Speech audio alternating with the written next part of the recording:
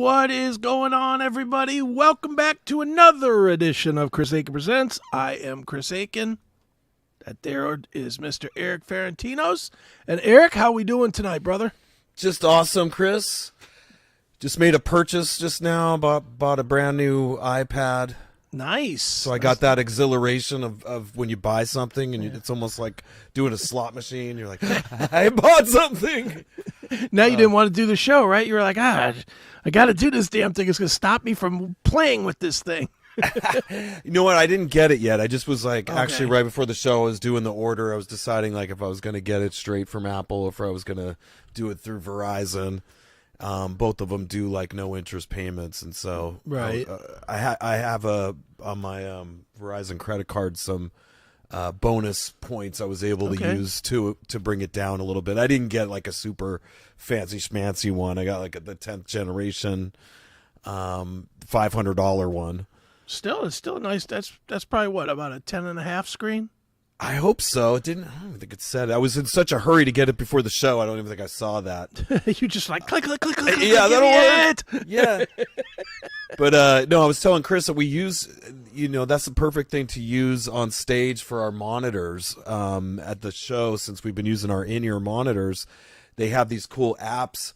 There's this one called Mix Station, where now the band members can individually do our own mixes, whether it's on our phone or an iPad.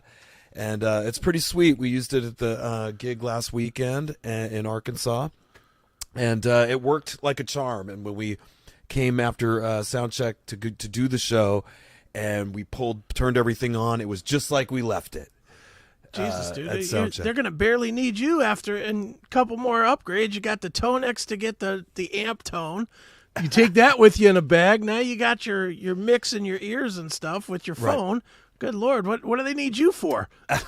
Well, definitely embraced, the future technologies here. I mean, that is one cool thing, having the app.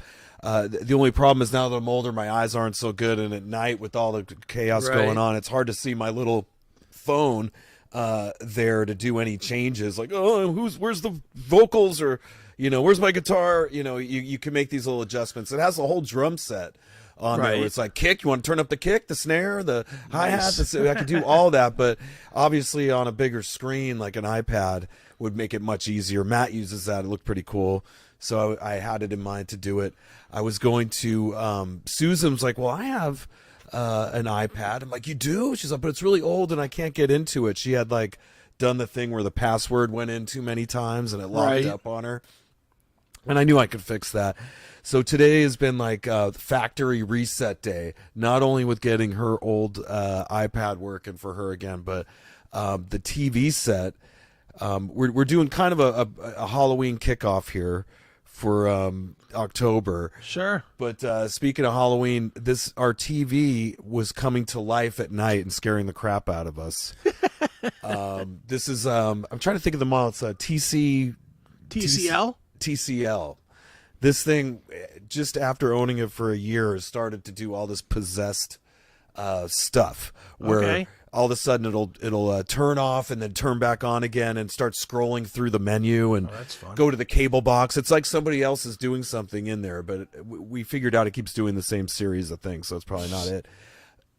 We read all kinds of stuff to try to rectify it. You go online and you Google what to do, and people give all these steps.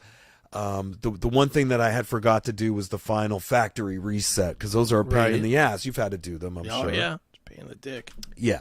So I was trying to avoid doing that and having to re-identify all our equipment that needs to work together and integrate and all that.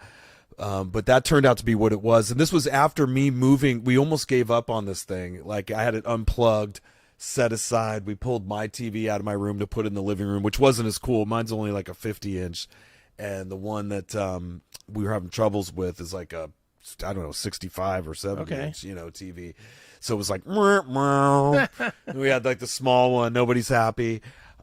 She ended up calling this morning and got some, Chinese customer service agent who was actually very nice. I have to say, she was very patient and helpful, and told us it was the factory reset, the final thing that was going to make this thing it work, right. But man, the last couple nights I'll be asleep at like 2 a.m, and then side effects may include diarrhea and vomiting, and I'm like, what's going on in my living room? And the TV had just like turned itself on, and, and commercials are going full blast, and it sucks to have to get up to deal with something like that, and it is like Poltergeist a little bit. Yeah, I've had it. I've got a Google. What do they call that thing? Google Home or Google Nest or whatever it's called. The little thing with the TV screen on it. Mm-hmm. I've got one of those in my bedroom. And this is maybe a month or two ago. Out of the blue, 6 o'clock in the morning, fucking Rust in Peace starts playing. I'm like, whoa, and I mean full blast at 6 o'clock in the morning. I was like, whoa, what is this? And, I have it on the other side of the room, so it's not something I can just reach and touch, because it's these Google Nest. And you usually with that, you're like, hey, Google, stop. Or turn it off or whatever. So this thing's going full blast. I'm out of a dead sleep. My heart's beating 3,000 miles an hour from getting woke up like this. And I'm like, Google, turn it off. It can't hear me because it's too fucking loud. I'm like, God damn it. So then I got to get out of bed to turn this fucking thing off. I wanted to throw it through a window. Oh, my goodness. But, yeah, I guess that's what you get when you let the man listen to everything. I have no idea why. I still don't have any idea unless they were just spying on me and pushed the wrong button or something. It seemed that way, and I know a lot of the new gadgets are totally listening and possibly filming too. So I'm always have clothes on when I go in the living room just in case. Dude, you don't get those emails all the time that say, I've got bad news for you. I've been filming you, and I've got special video of you jerking off to porn. You don't get those those things? Texts? No, they come in emails. You get this email. It says, bad news, I'm a professional hacker, and I've been videotaping you, and I've downloaded all your contacts, and I'm going to share it with all your friends unless you pay me $1,300 in Bitcoin. Too late. I sent my friends all my wiener pics. Yeah, I'm just like, you know what? If that's the worst thing I got to live with is a bunch of people seeing my fat, disgusting ass jerking off, I don't give a shit. It'll be more trauma to whoever he sends it to than me. So I could give a shit, but they get creative. All the scammers out there. One that's almost got me a couple times is a text that comes in. We tried to deliver your package, but it's at our UPS warehouse, and if we could only just get your personal information now, we could get it to you. And that always works because I always have something that's supposed to be getting delivered that I'm wondering where the hell it is. Right. And also I've had problems with the address here. Maybe they forgot to put the unit number on. Or the other thing is our security gates. Sometimes the delivery driver can't get in. He can't find the police guy to go let him in, the security guy. So this is in line with something that could have happened. Sure. So I've almost fallen for that. I could just imagine some more gullible people would totally fall for that and get scammed. I'll tell you what's weird. When they started with the scams, it was easy to pick out because they always spelled shit wrong. Sure. It was always like, hey, it's the fulfillment department with 4 L's in it or whatever. The English is off. Yeah, the English is off. Or you be missing your package. Call us today. It's some goofy, weird language. They've gotten a lot better. I'll tell you who they spoof the most these days for me, PayPal. Oh, yeah. I get these PayPal emails, and they look just like PayPal receipts. And it's like, hey, your payment of $699 just went through. And you're like, what? I didn't spend $600, and then you click, and thank God I've gotten to the point now I will not do it on my phone. I have to physically get up and mouse over the link to see if it's if it's a PayPal link or if it's going to ChineseHacker.org or whatever. They'll spoof the whole website, of PayPal. It'll look pretty convincing. Yeah, it looks just exactly the same. Like they literally just copied one and just, changed the link. Right. This technology, it's not going to matter anyway. We're going to get hit with an EMP and we're going to all be without any technology anyway. You would think, though, that they would be able to have some verified thing. You know how Instagram or Facebook has the blue check to let you know you're you. Like you would think that PayPal has the verified blue check where anything that goes through the internet as a transaction that ain't through them would not even be able to be put up there. Well, you'd think, you know? but no, because they don't give a shit. They don't care. Dude, look at what they do with their money. They rob you for your money, and what do? They pay Will Ferrell to do that horrible commercial that he does. You're really upset about the Will Ferrell commercial. I hate it. Dude, the only time I watch regular TV is for football. Mm-hmm. And I'm telling you, no lie, anybody that's in the chat or wherever that watches football, tell me if I'm wrong or not. If you watch one football game, 3 hours, you see that commercial 8 times. Right. 8 times with Will Ferrell spinning around from an over his head drone, singing "I want to pay with you every day." It's like, shut up.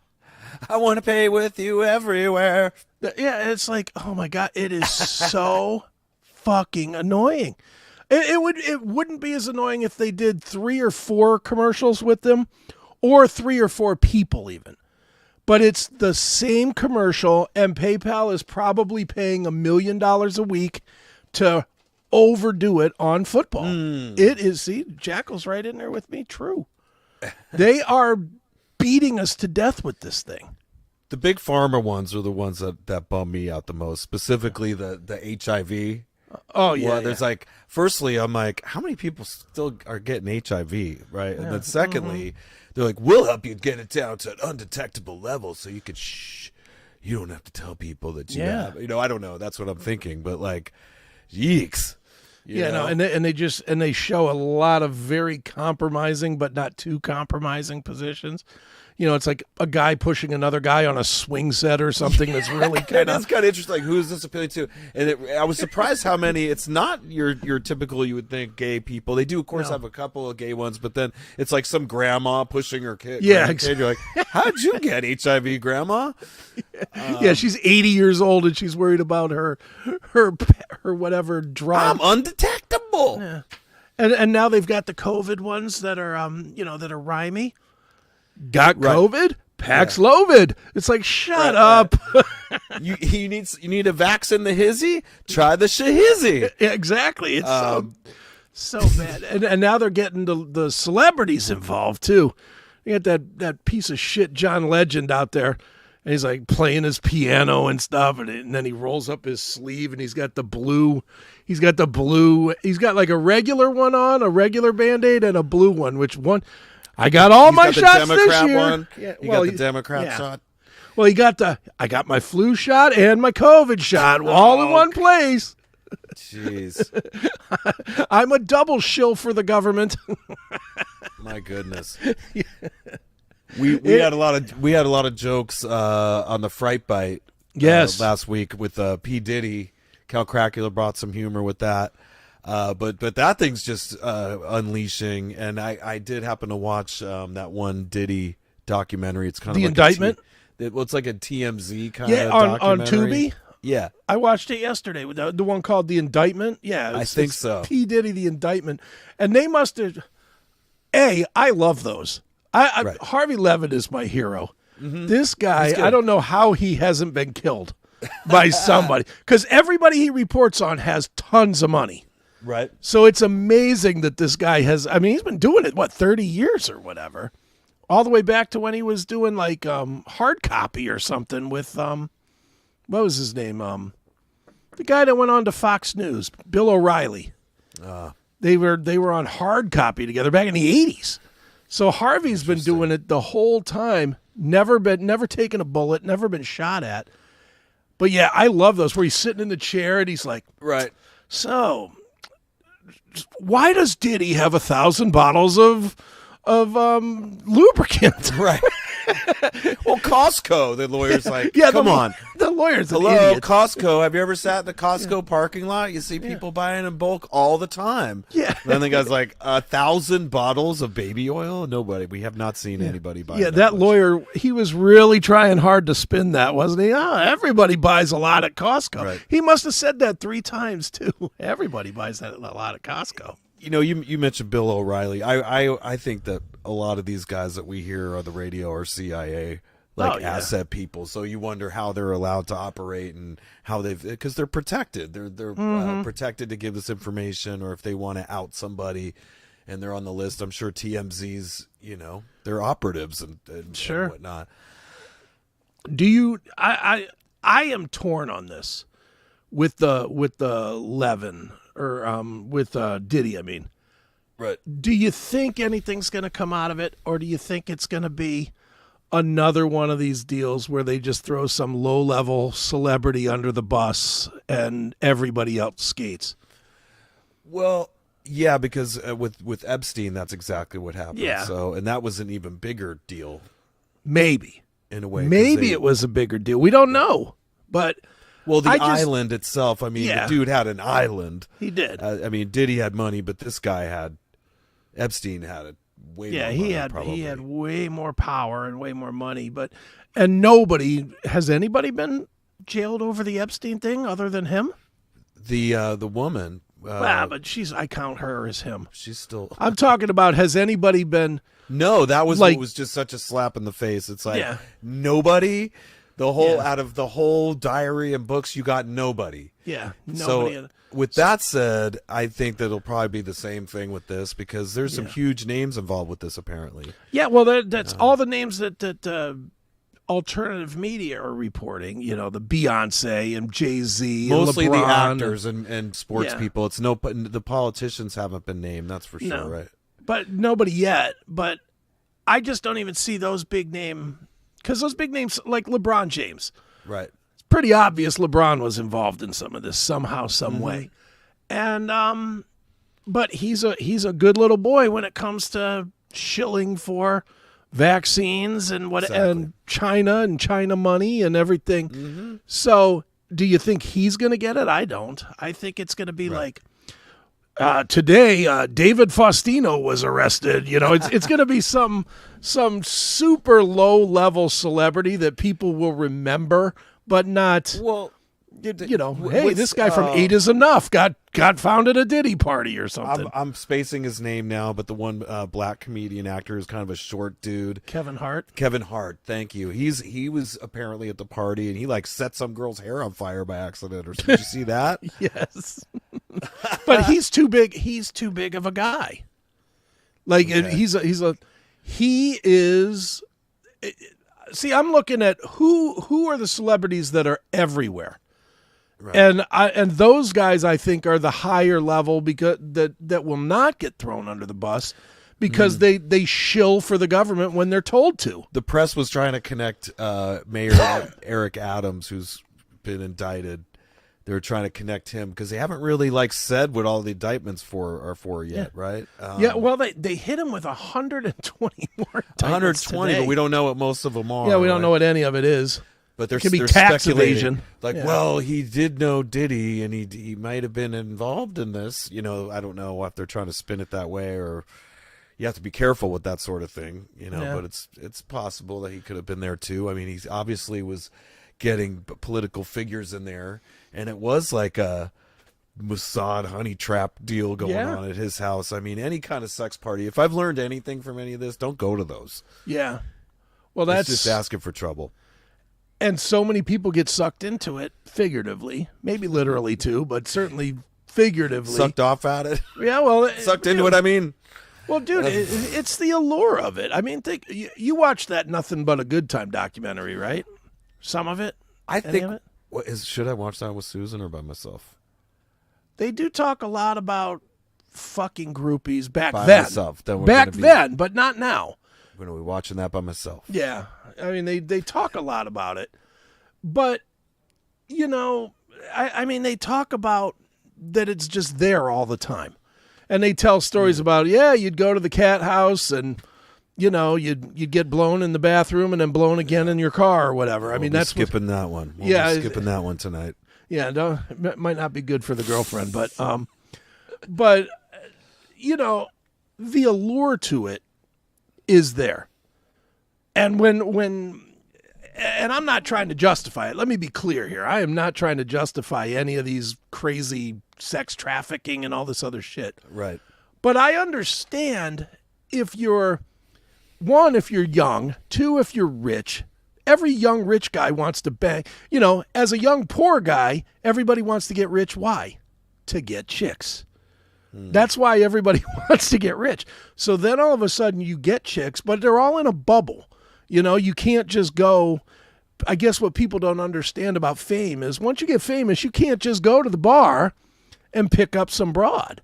So, hey, I'm the guitar player and Stephen Piercy. Here, come here and suck my cock. You know, you can't do that because it'll hurt not only your reputation, but it'll hurt the band.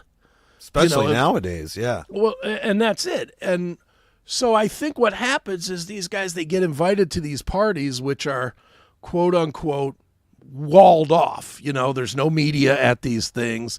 It's private. But he's like, you watch the documentary, he's on Conan hyping these parties. So it's like he's putting it out there. Hey, I have these parties, and the magazines are reporting on his parties. Everybody dresses in white.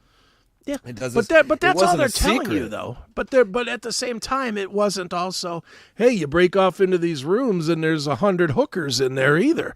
Right. You know, if you noticed, everybody that they talked to in that, like on Conan and whatever, what did they do? They said, well, there's just some things you can't talk about at a Diddy party. I didn't stay that late to find out. Yeah, that lady is a liar. I arranged all the people to be there, but I didn't stay ever. I left at 3 in the afternoon. Like a man child or something, because he was like that. Some of those footage, like, I'm doing it. Why you gonna tell me if I want something? You're gonna give it to me. It was like he was acting like a little child. It was hilarious. Dude, he's in a world of hurt. But I guess just his usefulness has run out. That's really what it comes down to. He's not useful to the government anymore. Either that, or I guess if you look at the news today, he's a nice distraction from World War III kicking off. Bingo, yeah, or just definitely a distraction, period. Yeah, I mean, the election is, you know, we're in the final throes of what's going to be another corrupt election.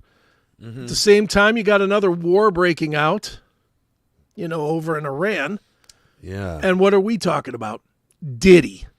Yeah. Diddy and lube. You know, 1,000 bottles of Johnson & Johnson. And potentially the gossip of who was there, you know, like when you look back again, using the Epstein scandal as an example, everybody was dying to know who was going to be on that book, and Trump was on there. They only let a few. They did tell you that Trump was on the plane or something, right? Yeah. There was like a couple people, and they go, "Yeah, Trump was on there." But when you find out further, he did like lend his plane out to people. I don't know. It was pretty common. Precursor to a friendship, perhaps. Yeah, who knows? I mean, dude, we're never gonna know. That's the thing about all this. We're never gonna know. Do you really think that we're gonna get? Here's the evidence that Bill Clinton was fucking 13-year-olds at Epstein Island. We're never gonna get that. I don't care if there's video of it. We're never gonna know. We're never gonna know. They're not gonna let us know that. The government, the CIA, the FBI, whatever, they're going to hold on to these things until there's a use for them to cover something up, to cover up an election. To go to war, to you know, when you have these politicians and senators and Congress people, and you need to, like, how are they getting this support to do these things that they do? Well, now you know how they get it, through these honey traps and these parties and. All of them, they have dirt on all these people that are in office, all of them. It's interesting when you see, Eric Adams, the first guy in pretty much history to get like indicted. Yeah. Like, wow, that's pretty heavy. And he's a Democrat, which is interesting, right? I mean, he is, but that city is so compromised anyway that he's just a figurehead in an already fucked. They were all so awful for the last like 4 or 5 years, but I think about some of the stuff they did. They had another guy who just had to resign for going to sex parties. He was like the czar of COVID, whatever you call it, the game plan, the COVID game plan that they had. He was in charge of that, and they were having sex parties at hotels the whole time. Just crazy stuff. Who was the guy, the guy before Eric Adams that was on like New Year's Eve and Giuliani? No. Dick Clark? No, it was the guy was like dancing with his wife in like that first 2022 or the end of 2021 with New Year's Eve. They had shut all of Times Square down, and just this guy and his wife are dancing there. I should have had that. He's on a politician. Tap. Yeah. He was disgraced. He was the last governor of New York before Eric Adams or mayor or whatever? God, I don't know. Yeah, we can look it up. I'm looking. I'm not finding it. Rockin' New Year's Eve 2022. Well, you won't find it that way. You just look up who it was before. Who did Eric Adams replace? Who did Eric Adams replace in New York? New York. That would be... That can't be Jumaine Williams, right? No, that's the new guy. No. Come on, Google. What the fuck? I guess we're taking too long on this. Yeah, whatever. They don't want us Doesn't to matter. know. They don't want us to tell. Don't worry. Yeah, they've totally just whitewashed it off. Cuomo. Memory hold it. Cuomo. Yes. God damn it. What did that take us? 5 minutes to come up It didn't. It took us forever. It took Dude Bro to tell me. Thank you, dude, bro. Jeez. The sweat was going down my ass. I was like, ah! Domo Cuomo. Cuomo Manigato, Mr. Cuomo, Cuomo. And now isn't he or his kid or somebody like actually flipped and is like, oh, COVID was bad and didn't. Yeah, but these guys with their respirators and all that bullshit where Yeah. they just like, they had all those respirator deals going down and they killed all those people with those. You know, and then they even had deals where some of them they were just burying in a landfill. Some of those, they were just ordering them to get the numbers. There was some big scam going on with all those. But this guy was awful, and I'll always remember him on New Year's Eve shutting down Times Square, which is historically for New York, Right. You know, such an iconic, you know, holiday where everybody goes down there, and they just took everybody off so this guy could dance with his wife. Yeah. No What a mask, dick. no nothing. Yeah. No, they might have had him. Maybe they didn't have a I mask. bet he didn't have a mask. Oh man, that was such a slap in the face to New York. No. And now this guy, it'll be interesting to know 127 counts of what. I'd like to know. Yeah, I know. Well, I'm sure it's sealed indictment. You know, I mean, they're going to publicly display Diddy, but they're never going to tell us anything. They're just not. I mean, what are they going to get him for? That's the weird thing is with Diddy, this dude, he has been John Gotti for years. He has been the Black John Gotti. I mean, he shot somebody in a club. They showed the woman in the club saying, I watched him point the gun and shoot me. You know, you're talking about Diddy, guilty. Right? Yeah, Diddy. Yeah, he shot her in the face. He shot her in the face. It wasn't. I mean, to clarify, he was just shooting at other people and happened to shoot her. Right? It wasn't intentional. She said, "I watched him shoot me." How do I know it's him? Because I watched him shoot me. Yeah. She literally said, "I watched him shoot me," and he got nothing for that. He got. I don't even think he got community service. I think he got found not guilty on that one, and like his bodyguard or something did time or something for him. Well, that's I think where the CIA kind of slips in and turns you into think, hey, you know, because he had a huge career even at that time, right? Sure. And they can kind of, hey, you're a popular guy. Hey, tell you what, you don't want to have this ruin that career you have, right? Yeah. How about you work with us? How about we start having you do some freak offs? And we'll have our cameras. We'll wire your house up, right? That's right. You know what I mean? And we'll let you continue to operate. You like making money and doing your thing. We'll let you do your thing. Yeah. You just need to get these people at your party. And I'm sure it starts that way. I'm sure it does. Well, from what I've read, and I'm going to no hiding where I read it so that you can take it for what it is. I read most of this on Reddit. So you know it's true. So take that for whatever level of truth you take it to be. But it made sense when I read it. What they do is they take somebody that's kind of making a little bit of noise and they say, look, we can guarantee you $100 million. We will do whatever has to be done to get your musical level to that of $100 million. Mm-hmm. But you have to do this for us. Right. And then once they get to that level, they're like, well, do you really just want to be $100 millionaire or do you want to take it to being a billionaire? Well, now to be a billionaire, you got to give us more. And when you think about some of the players that are involved in this thing, Diddy was the sidekick to the Notorious B.I.G. Right. Let's be honest. I mean, he had his label. He was the anti-Suge Knight, kind of. Mm-hmm. But he was losing. That's the piece everybody forgets. Nobody was paying attention to Bad Boy. Everybody was all about Death Row, was all about Snoop Dogg and Tupac and Dre and blah, blah, blah, blah, blah. All these guys, right?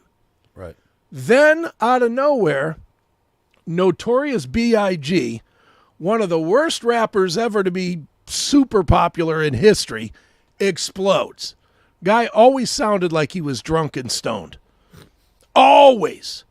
You know, and don't get me wrong, I like Juicy, and, you know, I love the Live After Death album and stuff. I am a fan, but as far as rappers go, he's on the, you know, he's down with the Dog Pound and bands like that, or artists like that. He's not a great rapper.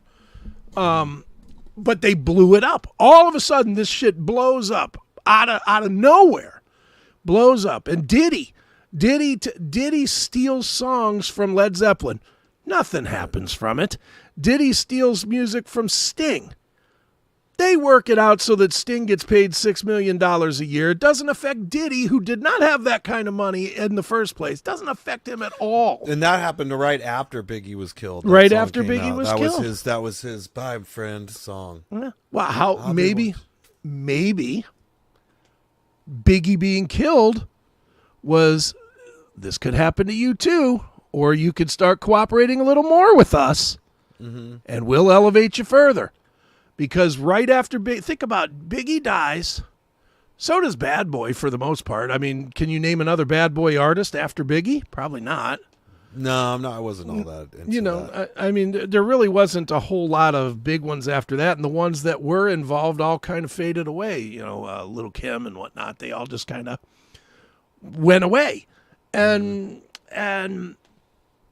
But Puffy didn't go away, even though, can you name a bunch of songs after that one? Probably not, because there weren't a lot. You want to be brawlers, shot callers. Yeah. I remember that one. Yeah. I mean, there's a couple. That one where he talks about going to Saint-Tropez. Mm-hmm. What's that one? That one was all right. Not a huge fan of him. But I know one thing.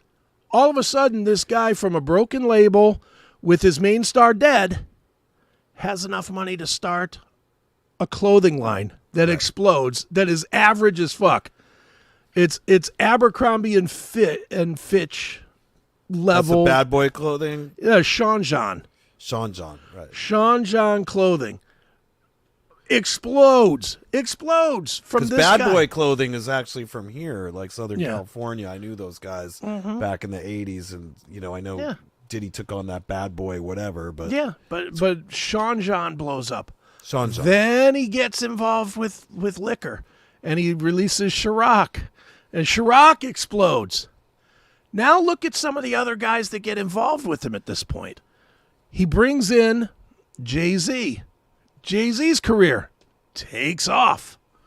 He brings in well, he signed. Beyonce. You're saying I don't even remember it. He signed them to Bad Boy. Yeah, I don't know if it's Bad Jay-Z's Boy or if he just been helped around forever. Yeah, but Jay-Z's original guy was Puffy. Oh, okay. Puffy broke Jay-Z, and Beyonce. Right. I mean, all of these people are billionaire level now. Yeah, it's crazy. And Dr. Dre. Dre started at Death Row. Well, that's Death Row, but his Beats deal, right, was like $500 million for headphones. For headphones. Yeah. How does that happen? It doesn't. That's like. And let's be honest. Have you ever had a pair of Beats headphones? No. I have. Are they crap? They're not crap. They're good headphones. They're no better than a pair of JBLs or Sony or anything else. They're sure not $300 a pair worth of greatness. They're just not. You know, and again, I'm not saying that he made a bad product. I'm saying Puff Daddy, you know, Puff Daddy was the enemy of Dr. Dre. Because Dr. Dre was part of Death Row. Right. Then all of a sudden, there you go, put that hat on. I got to get one of those. That hat is badass. It's pretty dope, right? That is a fucking badass hat. And dude, another guy that I guess got along with Puff Daddy, Snoop. And he started at Death Row. Look at that guy's career now. Is there anything that guy isn't on now? Yeah. Jesus fucking Christ. Over the weekend, again, watching football, He's promoting T-Mobile. He's selling Coronas. He's hosting the Joker's Wild. He's doing more like mainstream stuff, but there was a time where he was putting porno videos out, and he was filming them in his backyard and doing all kinds of weird he's done stuff. a bunch of dumb stuff. Yeah. And let's be honest, the guy, while he got acquitted, he killed somebody. Yeah. He killed somebody, and he went from killing somebody to being the face of America now. Yeah. I mean, who is a bigger face for America right now than Snoop Dogg? They paid him $500,000 a day to go to the Olympics. What? I know, to get into that level where you're given that kind of it's 21 days. So that's what, $10.5 million? That makes no sense. And what did Snoop do? He showed up. He applauded. Right. He's like, woo! Well, to have America. they need these iconic people there, to make it seem like it's something you should care about. Well, but it's part of, and again, I know we're going way conspiracy here, but it's part of, look at in the last 10 years how the culture has morphed into, I'm going to call it ghetto culture, not to be racist, but to try and be accurate. You know, when's the last time you saw a smart white guy on TV? In anything. In a commercial, in a show, in a movie, in a YouTube video. When's the last time you saw a commercially produced, what you get is shows like The Neighborhood, which is the equivalent of Archie Bunker back in the 70s and 80s. I don't know if you ever watched The Neighborhood on CBS. It's on CBS. I'll check it out. No, you won't. It sucks. Oh, but I'm not going to check it out. But what the show is suburban white douchebag, dopey guy, moves his family, doesn't realize he's moving into a black neighborhood. So he buys the house in the black neighborhood. Everybody's black but him, and he's the retarded, dumb white guy in the black neighborhood. That is the culture of pop culture today.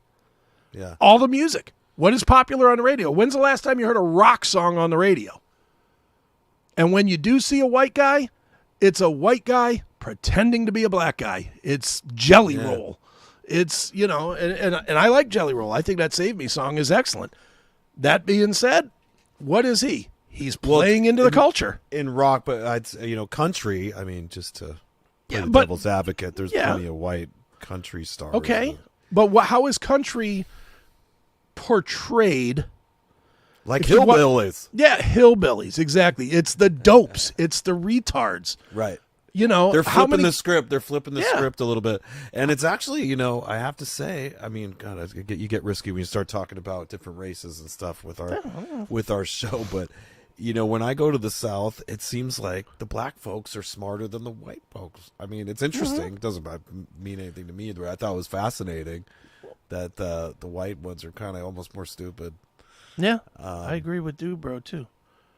Modern country is hip hop and cowboy blues. That's true.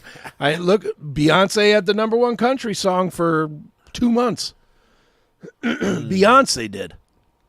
She's not a country artist, right? Lil Nas had a big country hit. The Country Road. Yeah, yeah, and he's Lil Nas. That's Satan backwards, right, or something? I think so. Something like that. Yeah, but he's one that had a lot of strange stuff going on with his career, and people murdered not murdered, but killed at his concert, and but don't you think? And I know you pay way more attention to this than I do, but I watch peripherally. Don't you think that this total shift in everything in pop culture has purpose of being easier to manipulate and control by the FBI and the CIA and the government? Yeah.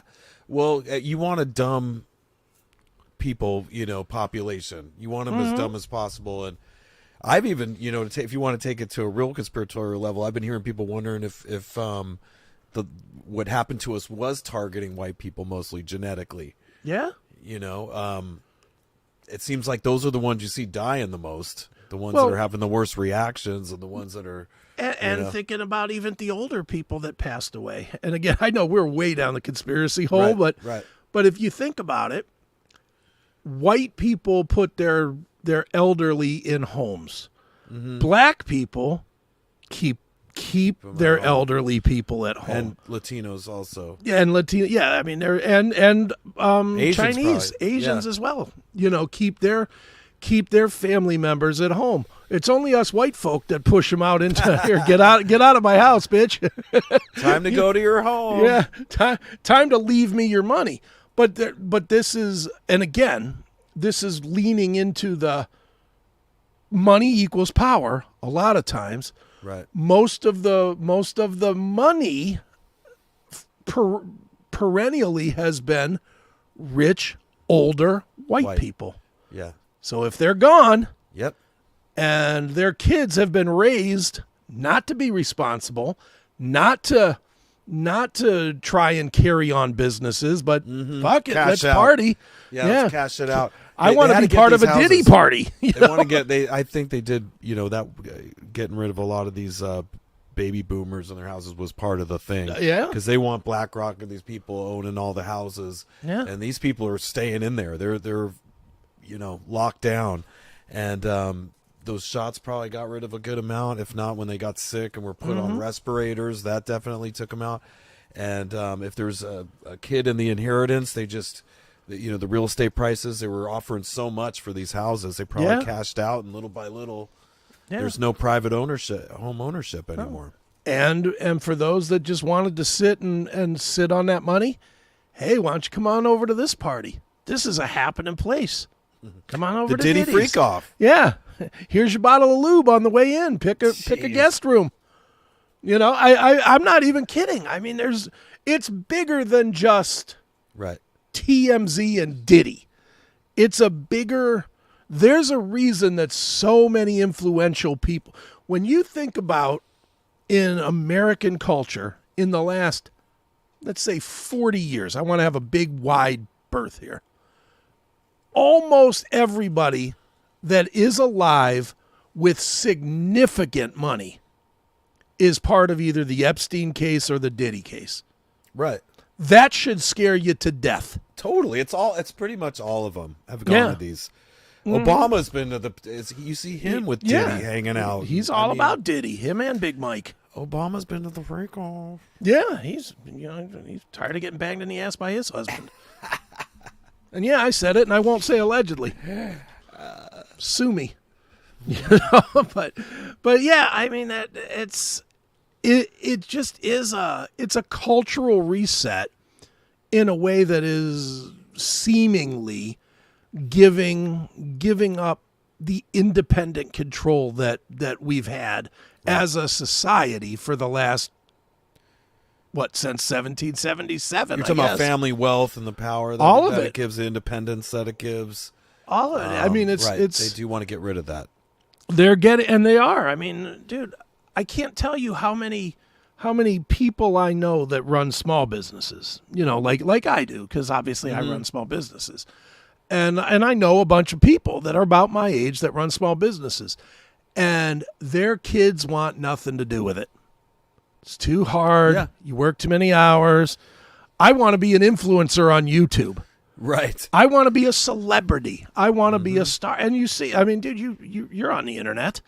Fucking, how many videos do you see where you see some kid that's 23 and he says, I've got $3 million in the bank because I play blah, blah, blah on TikTok or whatever. Video games. Yeah. I play these video games on YouTube or whatever, and you see it. You see these guys. I mean, I watch it all the time, not because I'm interested in it, but I'll watch a guy on YouTube and I'll be like, and he has a crummy mic and bad sound and he's playing some goddamn Minecraft, which every other kid in the world has. And I'll watch, and he'll be an hour into it, or 6 hours into his game or whatever, and there'll be 75,000 people watching it. And I'm like, what the fuck? Brainless. It's just drained. people don't want to do even on that level. They don't want to play the game themselves. They'd rather just watch somebody else do it. But that's what the government wants. The government wants us all to be like, just feed me. Yeah. Just take care of me. I don't want to work. I just want to sit home. I want to watch Tubi. And, you pay all my bills and take care of me. Right. And we're going in that direction. We're speeding into that direction. Mm-hmm. And it's really, really kind of frightening. It is. And then today the strike was this is kind of slightly change of topic, but no, it's okay. The automation, that these guys are striking against at the ports. Yeah. Where they're like, oh, you're getting rid of us, the automating. I don't know how I feel about that. I mean, they should give these guys different jobs or whatever. I don't think they should necessarily stop automation in these things, especially some dangerous thing or something that needs to, we need our stuff all the time. I mean, would automation stop these pauses that happen in the supply chain? Yeah. I don't know.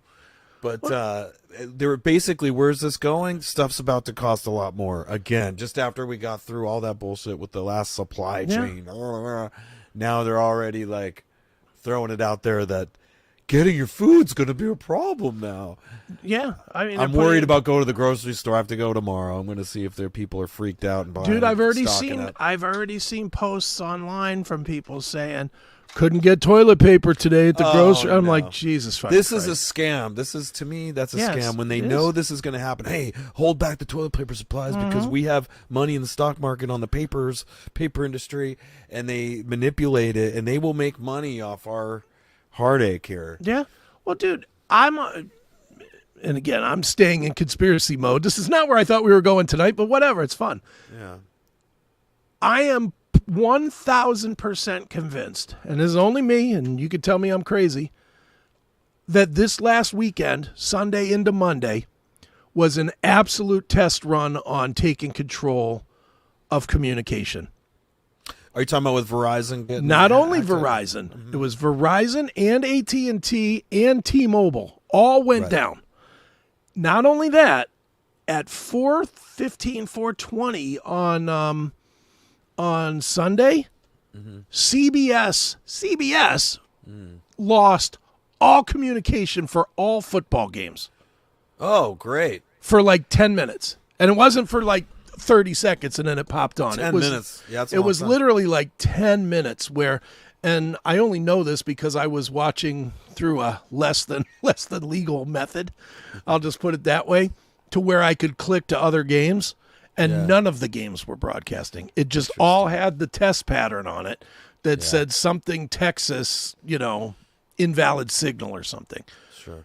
So a monster, you got to think, has backups upon backups upon backups, like CBS goes down on Sunday. And then on Monday, we lose absolute communication. Everybody's Verizon phone, or I don't know about AT&T or T-Mobile, but my Verizon phone said SOS on the top of it for the whole day. I had that going on too. But on my Wi-Fi, it was working, I guess. Well, you could get internet on your Wi-Fi, but you probably didn't get any phone calls.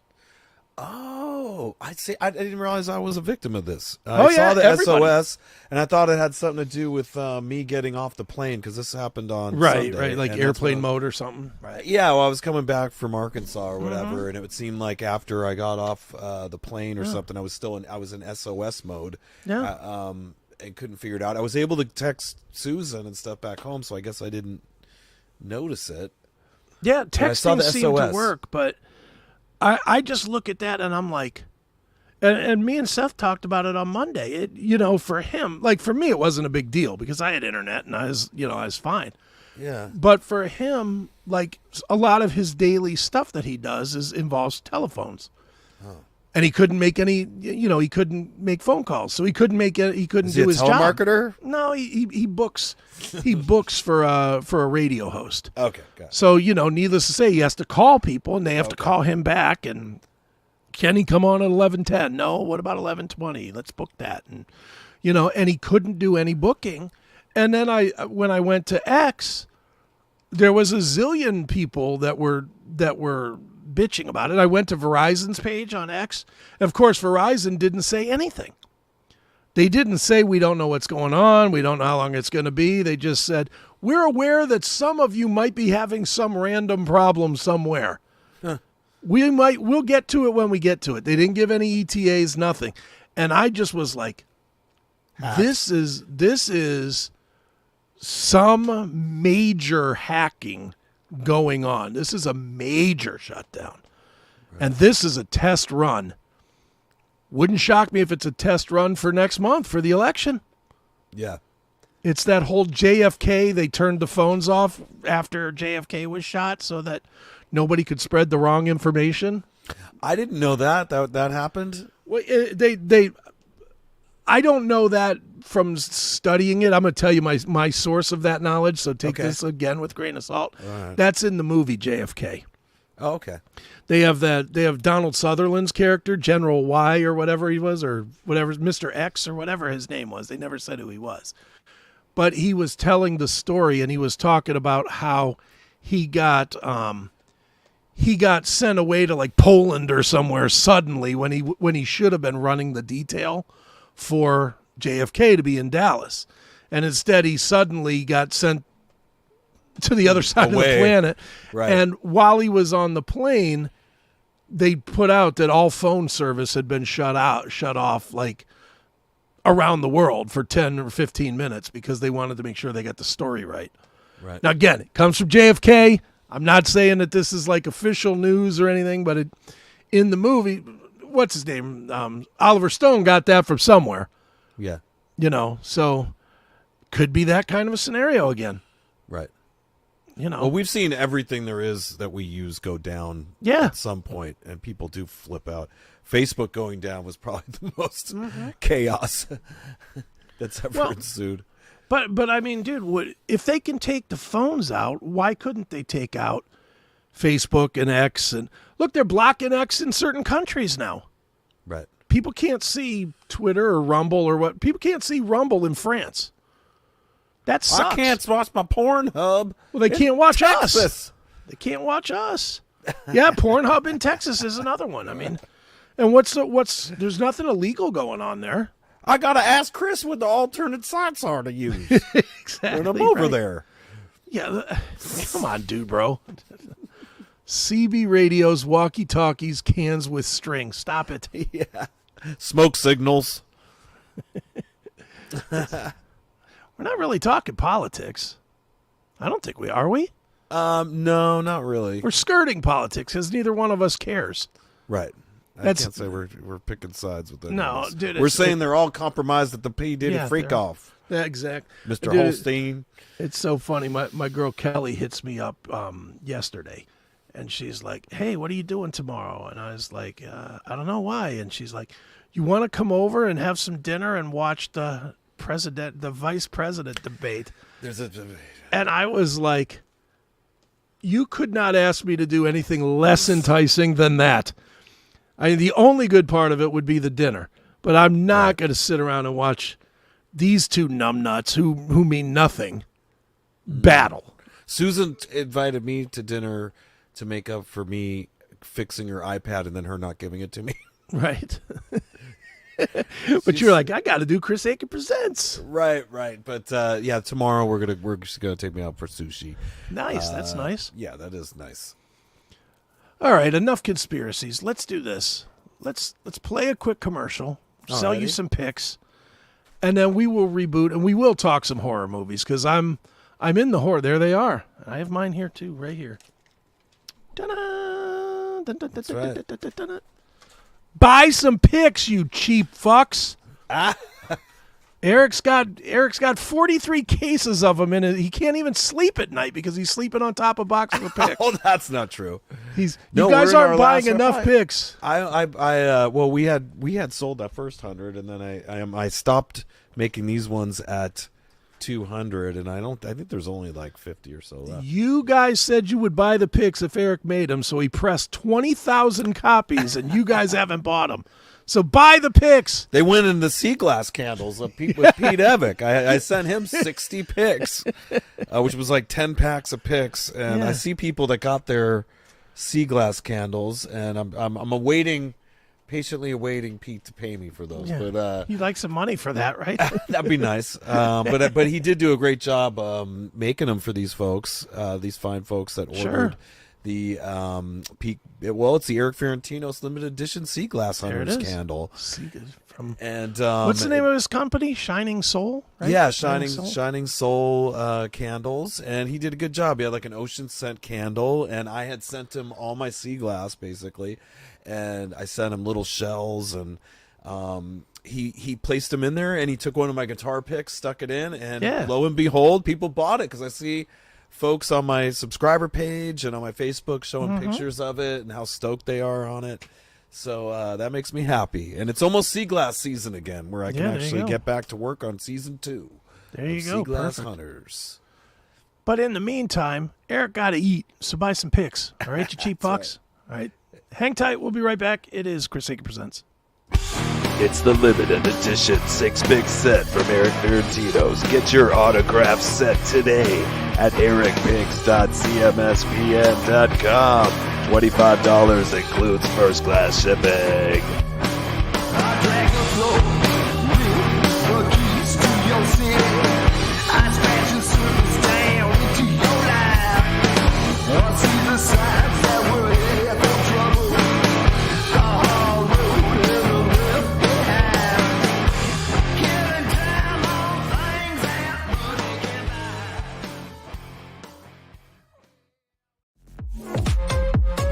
Brace yourself for the wildest ride of your life. It's the craziest book Chris Akin has ever written, and other things I should not say. Get ready for over 500 pages of pure, unfiltered debauchery. From his military years, Chris Akin spills the shocking stories of sex, partying, violence, and the stuff that's so wild it's probably illegal. You've heard the tales on the Classic Metal Show, but never like this. Don't wait. Get your copy now at chrisakin.net before the censors try to shut it down.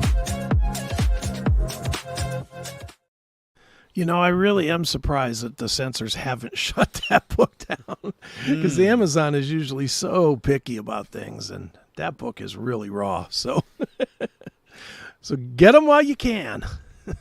Get it while it's too hot for TV. That's right. Well, dude, it is October. By the way, we are back. It is Chris Akin Presents. If you are watching, thank you. We very much appreciate you watching. But it is October. That's right. It is Halloween season. That's right. Look at that. You're dressed for it. I'm not, but yeah, I got my vampire T-shirt. That's right. On. But I don't know about you. This my favorite holiday. This will be a big shock to you guys. Fat guy's favorite holiday is Thanksgiving, of course. But my favorite holiday season is clearly Halloween. Right. Love everything about it. I love the scare of it. I love the scary movies. I love taking the month and I know it's trendy and dumb, but I'll spend the whole month listening to King Diamond and Merciful Fate, and all the haunted music that I can. The band Halloween from Detroit, and Halloween I'll be listening to all month. It's Halloween. That's what I'll do all month. I will play into this like a 10-year-old. I always do. I love Halloween. I love the spook about it. And now more than ever, because we have so many streaming TV opportunities, it's all out there. Before, you remember in the old days, dude, even 10 years ago, old days, you still had to wait for HBO to put up, hey, 1 month only, the Nightmare on Elm Street movies. And then you had to hurry up and watch them so that you could get them in before they went away at, October 31st. Yeah. We got so many opportunities now to watch different Halloween movies that I thought it would be fun to kind of go through some of our favorites and maybe review. You mentioned earlier about going on to Tubi and checking out a few things and trailers. Yeah, we'll check out a few trailers. I'm going to suggest one right away that I watched this afternoon. I'm such a dork that I will watch 30 haunted shows in 30 days. I will do that. For the 31 days of Halloween, I will watch 31 horror movies at least. I'm also going to do that. Okay. Well, I have one. Let me pull it up here. And I'm going to make Susan do it too. Well, I might give you the one to start with here. Let me find it here. I will tell you while you're looking for that, what we did, she is kind of somewhat getting in the mood. She surprised me because she suggested watching a series called The Terror. And I've seen that advertised. Is it good? Right. It was pretty good, although it's just not, it's one of those just that there's no happiness in this at all. There's no happy endings here. I didn't even, she saw the very end of it. I didn't because I had to go leave on the road and she was sucked into it and watched it without me. But it was taking place, I think, in the 1700s and like an Arctic expedition where these ships get lost and then some other ships go looking for those ships.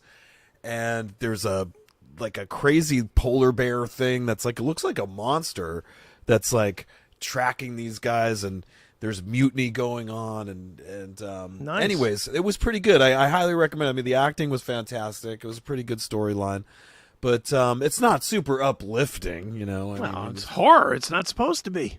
Yeah, these guys' final mission was right. I think one guy might have made it to go live with the Eskimos or something at the end. Not to be a spoiler alert, but that's one to check out. Now, Chris, what do you got for us? Well, before I get into what I got here, I just want to set the precedent of where we both are with horror movies. And I think we're in the same place. I know for me, I like a good horror movie, but I don't love the gore horror.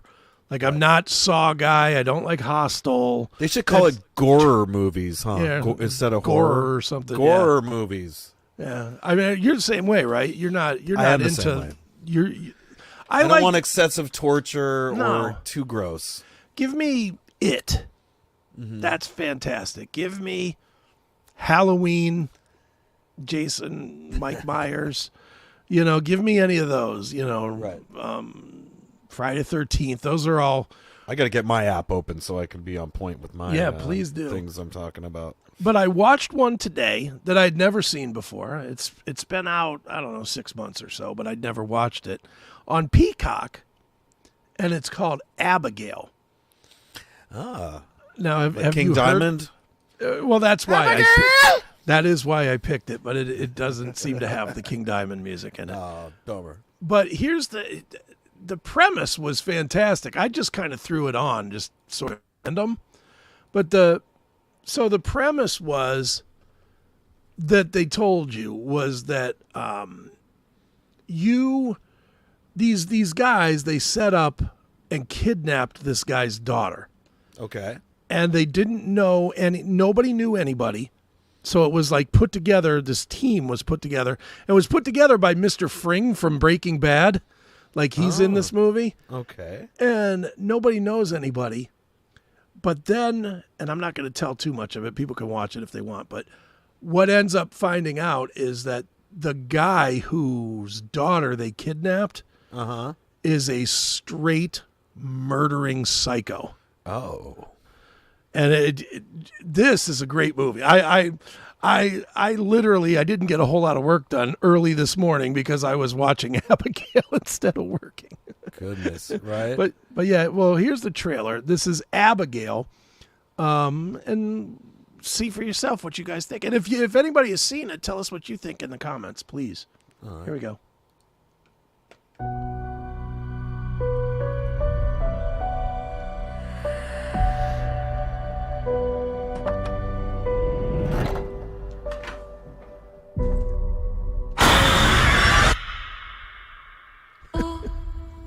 You all came highly recommended. You know the rules. No real names, no backstories, no cell phones. So whose kid is she? A very wealthy man who's about to be $50 million poorer. I'm here to make sure you're safe. What's your name? Mine's Abigail. You can call me Joey. Do you have any kids? I have a little boy. See you in 24 hours. Uh-oh. Do you know what a pinky promise is? If you behave and do as we say, like pinky promise you, it'll all be over soon. Joey, Yeah. I'm sorry about what's gonna happen to you. What the fuck?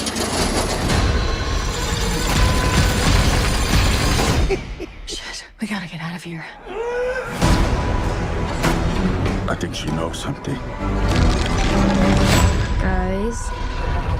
Guys.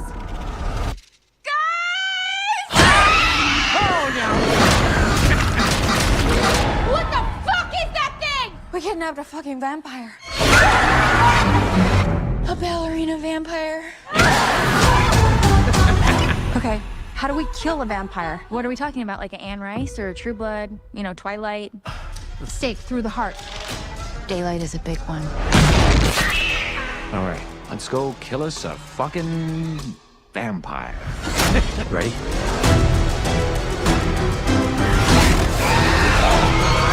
Vampire on my ass!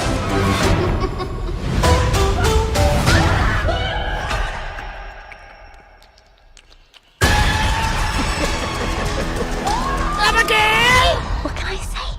I like playing with my food. Whoa! She's fucking flying!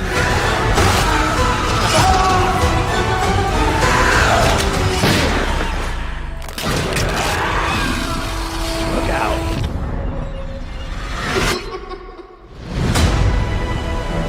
Yeah. I fucking hate ballet. Wow. That's a good starting point, man. What do you think of that? That's pretty good. That's on what platform? That's on Peacock. Peacock. All right. Yeah, that's I was very pleasantly surprised by this thing, man. I watched it and I mean, is it overly scary? No, but were there a couple of jump moments in it? Yes. There were a couple of whoa. Didn't see that coming. As I was thinking of, horror movies, one I came across the last couple of days I remember from when I was about 10 years old that messed me up. We might be able to look up I'm gonna look it up. I think Xtro. XTRO? TRO. This was a movie that was on it would be on in the daytime on cable. And I remember it just was like, whoa. From 1982? Yep. All right. Let's I pull want to see that a up. trailer from this. Let's see this. I've never seen this movie. You've never seen Xtro? No, I'm not even no. familiar with this at all. Let's see. Hold on before I play it. Come on, dude, bro. What? He's like, the line about the ballerina vampire made me ugh. Come on, it's a campy scare movie. It's not supposed to, they're not trying to win a Academy Award here. It's not, they're not going for excellence in dialogue here. It's just a campy, goofy horror movie. Come on, man. Have a little bit of understanding of what we're doing here. It's Halloween. The movies are not great. It's Halloween. That's right. All right, let's see what we got. Here's Xtro from 1982. That freaked out little Erik. Freaked out little Erik back in 1982 when he was 10. Let's see what we got here. All right. Listen to the record player going. Yeah, I know. It's the beta tape sound. Tony's father has been away a long Oh my God. time. Well, it sounds really old. He's coming home. I think that's the guy from those like training videos in the 60s. Little Billy's going to be on a train from nowhere. Little Billy's on a train. Ba-do. Let's start this over. That's great. I love this already. This should be a Fright Bite. Yeah, no kidding. Maybe that's what we do for Fright Bite. We just do trailers. All right, here we go. Tony's father has been away a long time. Now, he's coming home. Look out. Xtro has returned.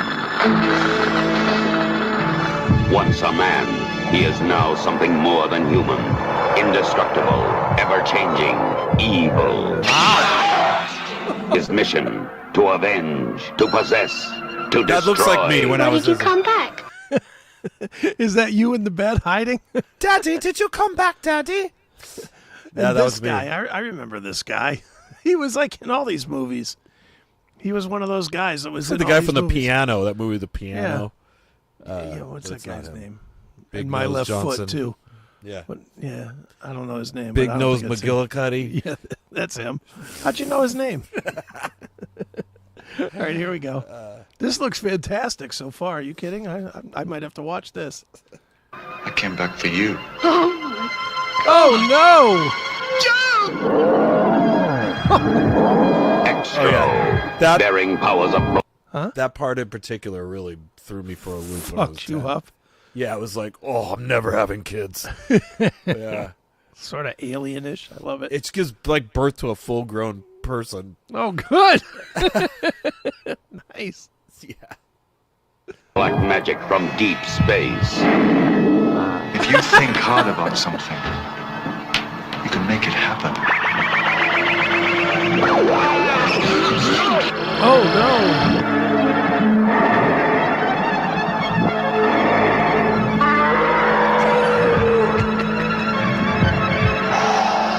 Use it when you need it.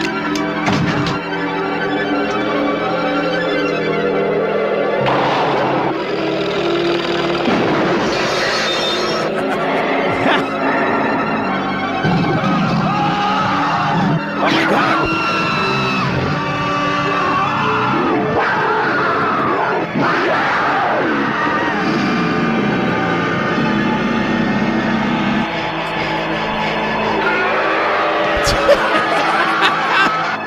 Oh shit! Extro. Some extraterrestrials aren't friendly. From New Line Cinema, rated R. All right, I have to watch that maybe tonight.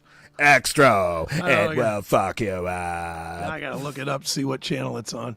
It's got to be on one of these channels. XTRO. Extro. There it is, 1982.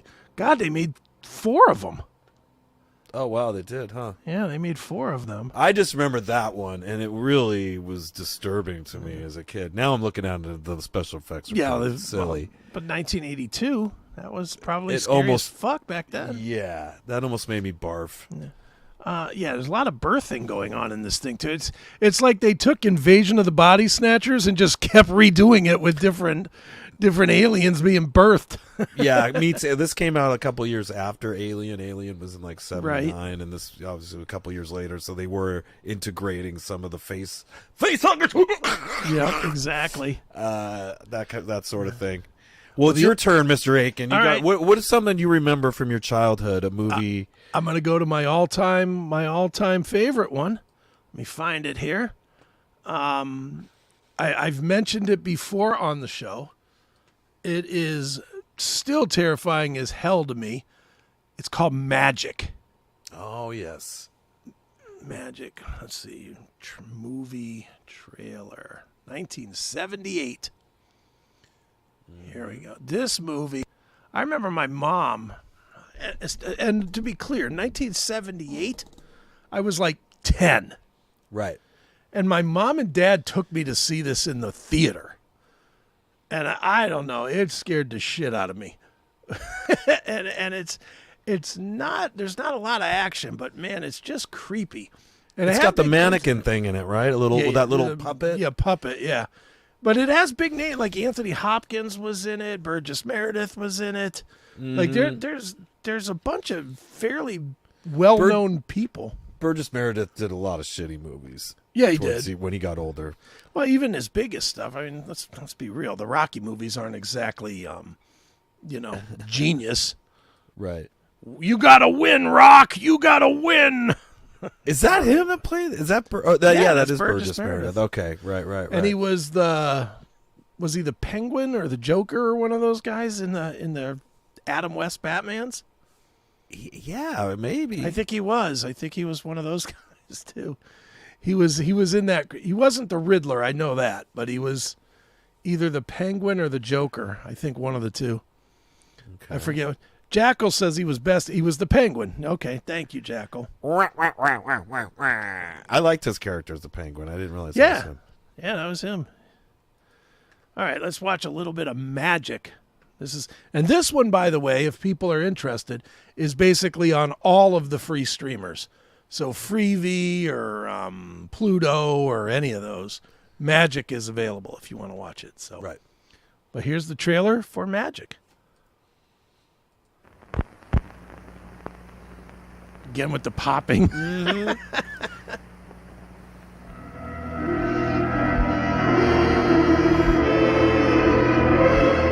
When your heart begins to pound, same guy. When your mind begins to go, keep telling yourself it's only a movie. Oh! You do magic too? Corky does magic. I only do tricks. Now, whoa, that's kind of weird. I got to stop here for a minute. I'm already scared. Who the hell made a puppet that looked like that? That is a scary looking puppet on any level. Like, you know how like in the Chucky movies, the Dick Van Dyke puppet? Yeah, it's a scary looking puppet. He looks like Gene Rayburn. Remember Gene Rayburn from the old Joker's Wild? Yes. Little skinny microphone. That's who this looks like, that puppet. But you remember in the Chucky movies especially, like when they showed Chucky in the box or sitting on a shelf or whatever, he kind of looked like a fun little toy. Right. And then he turned evil. This don't look like a fun toy. This guy looks like Mr. Rogers' Scary Neighborhood puppets he had. You just take one look at this and you just know something bad is about to happen. I mean, that's it. Charlie Cat with Charlie Cat. Yeah, you better, because Charlie Cat better protect you from this guy. Charlie Cat, save me. All right, here we go. More of Magic. There's never been a magician like him. How long you been like this, kid? You never really told why you were here. Hiding. Was in bad shape in New York. You want success, but you're afraid of it. I figured I'd stop by here and ask you folks about you. Not afraid. Where were you living? What city? How many kids? I'm not afraid. Is that Anthony Hopkins? Yes. I've loved you all my damn life. I won't be here. I was afraid of... So saying there's big name. I'll eat your puppet with some fava beans and some candy. It's Anthony Hopkins, and it's Anne Margaret, and it's Burgess Meredith. And these are bigger name people from that era, from the 70s. I don't remember the puppet looking like that. I don't either. That puppet is freaky looking. Yeah. I remember being scared of it, but I'm scared of it again, and I'm 50. I'm in my 50s, and I'm still scared of it. Mm-hmm. All right, here we go. Success, like you said, I needed to get my head on straight. And now you're fine? Sure, on account of Peg. I've known her ever since high school. I figured I'd have a chance to... Peg, no, please, let me follow. Wherever you go. Did you and me take off? I love Peg. Just the two of us. Now everything's changed. Just the three of us. Believes me. A man appears after 15 You, me, and the years, puppet. says run away with me. Don't do it. Oh, please, don't kill her. No, I can't do it! I won't do it! You can't make me! Uh-oh. Yes, you can.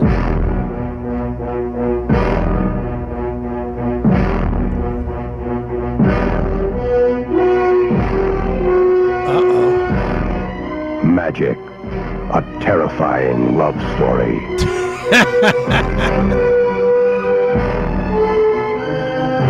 Joseph E. Levine presents Magic, starring Anthony Hopkins, Anne Margaret, Burgess Meredith, Ed Lauter, distributed by 20th Century Fox. Rock, you want to see some magic, Rock? Yeah, Rock. Gonna have to use some magic to beat Mr. T. Well, I pity the fool. It's my turn now for right. another childhood disturbing movie. Please. Okay, we're going to go with Motel Hell. Oh, yeah. Now that's a classic. This one weird thing I found about it, which was confusing to me, it had Grossman from Chips. Right. It had, and he is in the same Chips outfit. It's almost like he came straight from shooting Chips to go star in this movie. He's wearing like a California Highway Patrol like cop outfit in it. But yeah, this whole movie was a total nightmare. And, yeah. Just for anybody that wants to stream it, the only places you can get it is you got to buy it on Amazon Prime or rent it, or if you have AMC Plus, which I'd imagine is nobody, but if you have AMC Plus, it is available there as well. So, right. Let's check this one out. Motel Hell. Yeah, this is a good one. I remember this from the day. Mm-hmm. These are movies that bothered us as kids. That's what yes, absolutely. Absolutely. All right, here we go.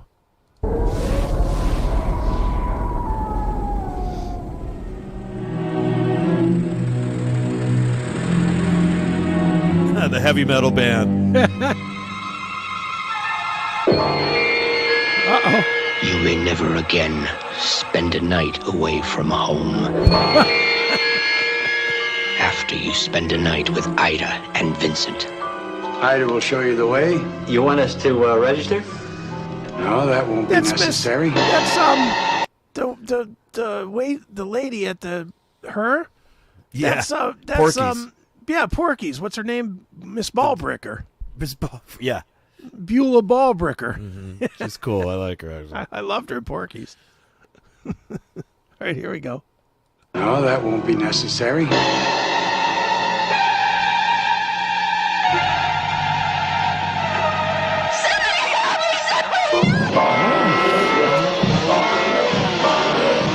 Your most terrifying nightmare could never prepare you for what happens to the guest.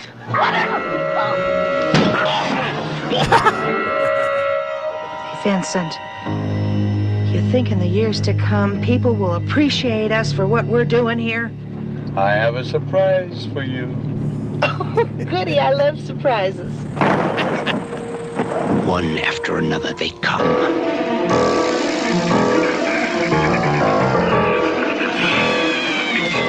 One after another they check in. Is that the Stephen Piercy band on the way to a gig? Let's hope not. We do take vans. I was going to say, is that you driving after no sleep one night? Oh.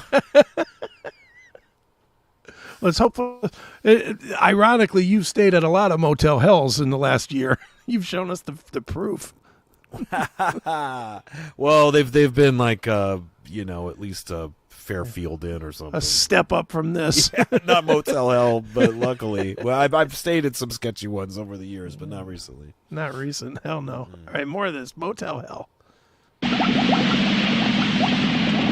And pray for the day they can check out. But you can never leave. Have to do is Wolfman Jack. Look at that. To be happy.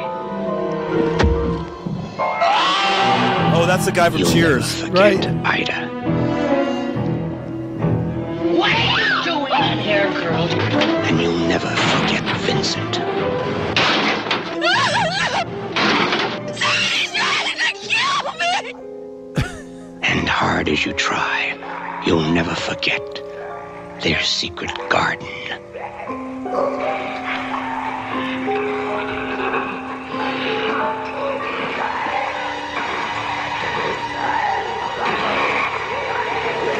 If you have the nerve, come for a night and stay for a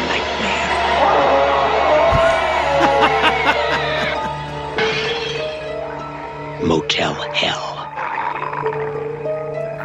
No one will be admitted after the guests check in. All right, that looks amazing. I haven't watched that since 1980, but That sound is because they cut their tongues out. Yeah. I love those movies, man. Those movies are so good. Dude, Right. and this was, I don't care what anybody says. I know that they got more realistic and better and, better as far as graphics and the look and everything. The practical effects back then were funny and cool. This is the golden era of horror. Was probably 75 to about 1990. Mm-hmm. After that, it got a little too real.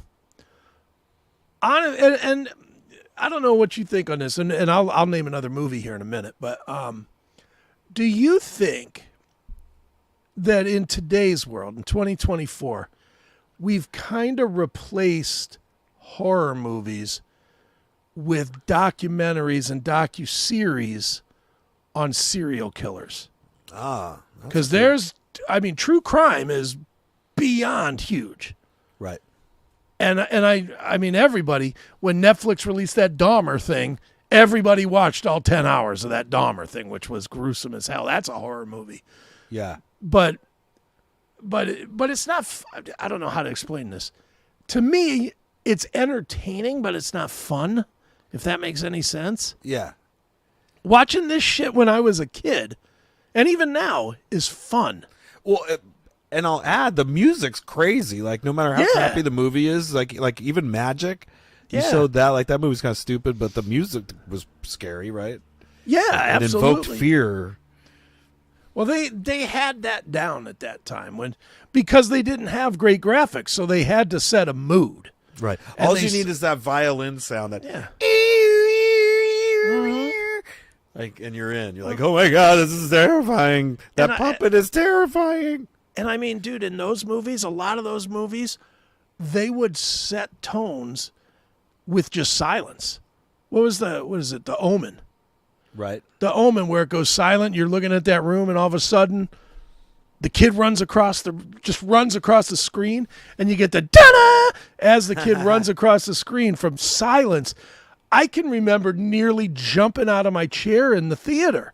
Right. Just because, and it was a nothing scene. It's just the a two kid scenes that across. fucked me up in The Omen were when the kid's under the ice, when he's trying to break out with the hockey stick. Yeah. He's like, and the scene where he, like, at the end, he looks at his hair and it says 666 in it. Yeah. That's the two things I remember the most from that movie, The Omen. It's good stuff.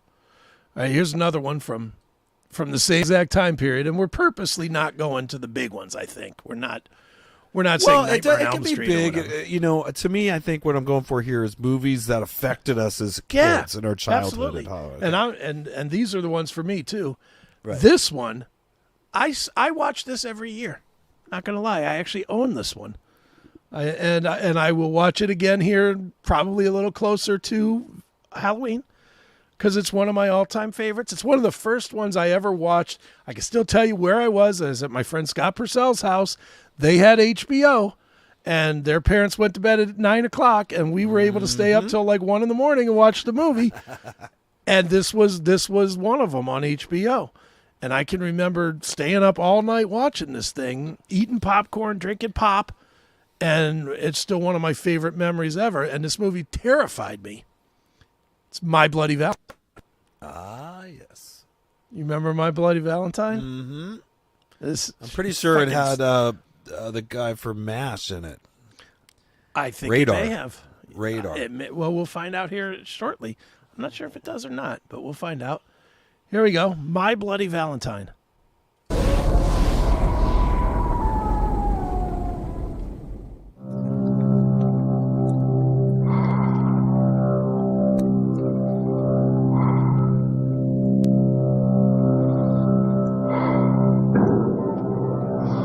It's a bad time, this time of year. How many times is he gonna tell this story? Oh, let him tell it. I love fairy tales. This ain't no fairy tale, little girl.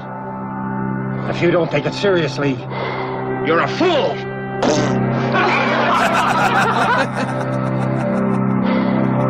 The first Valentine's dance in 20 years has to be something special. Look, Landers, you gotta get a lot of exercise if you're gonna grapple with Gretchen.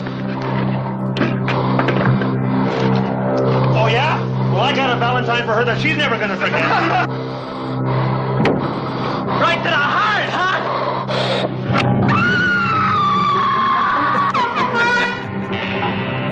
In this town on Valentine's Day, everybody loses their heart. Roses are red, violets are blue. One is dead, and so are you. It can't be happening again. Leave Grandma alone! What's going on over in Valentine Bluffs?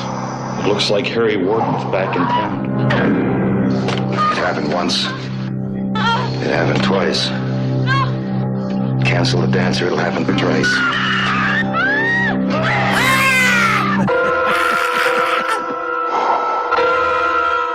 In the town of Valentine Plus, there are many ways to die.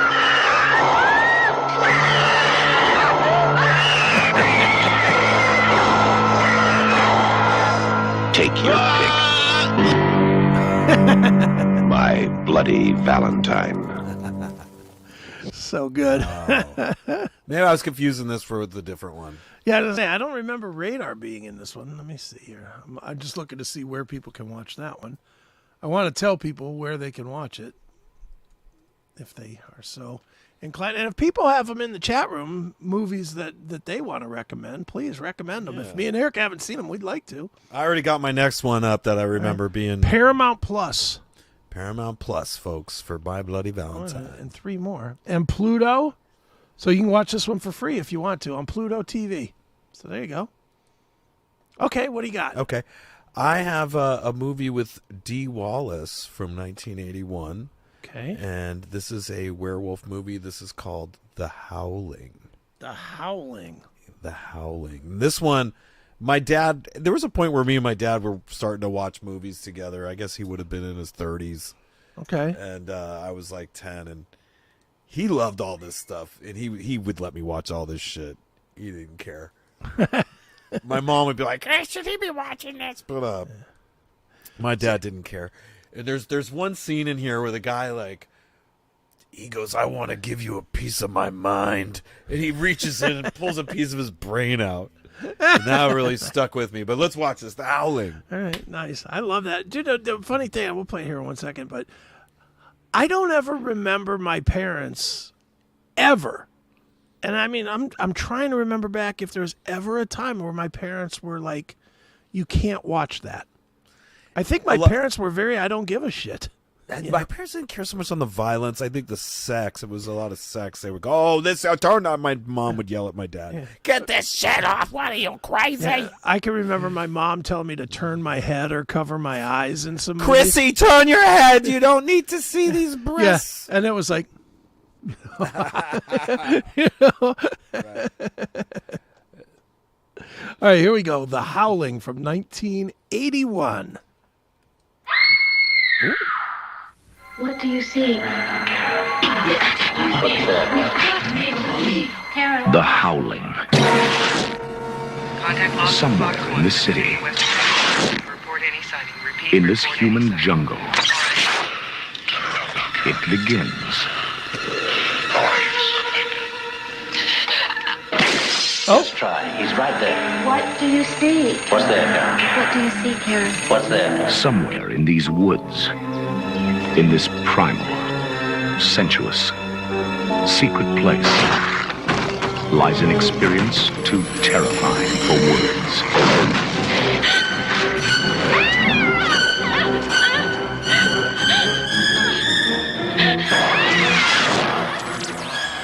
And now, all anyone can do is watch and wait. Tonight I'm going to show you something.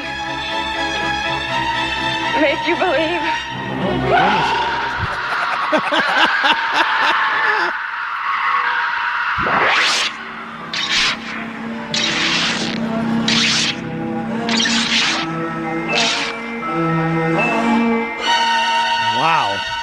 The Howling.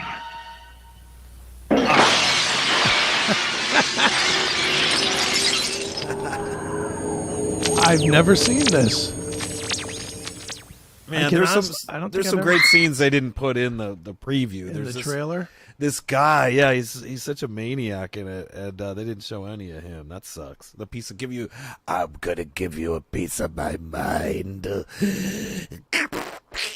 Let's see, where can we watch that? My dad thought that was hilarious. You got to rent that one as well. Amazon Prime. It was for a while. I felt like that was on Netflix for a while. Sure. Then they just took it off. It went bye-bye, I guess. All right, we're going to take one from the chat. One from the chat, folks. Children of the Corn. That's a good one. I remember, I don't know if I've I know I've seen it, but I don't think I've seen it since it came out. Children of the Corn trailer. 1984, so it's right in there. Mm-hmm. All right, here we go. Children of the Corn. Let's check it out. Every child is afraid of the dark, the unknown, the nightmare. In Gatlin, Nebraska, that nightmare is in the corn. Stephen King's Children of the Corn.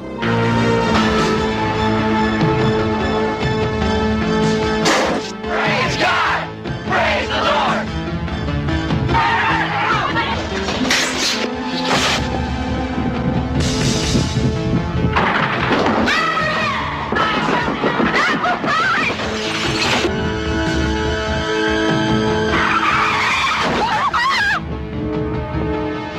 From Stephen King, the author of Carrie, The Shining, The Dead Zone, and Christine, an adult nightmare. Children of the Corn. I'm here, Lord!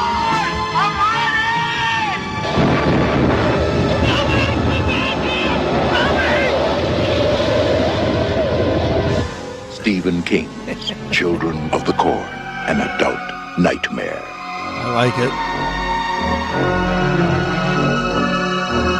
Yeah, that's a good one, man. Mm-hmm. I haven't watched that in a long time. It's been a while for me on that one.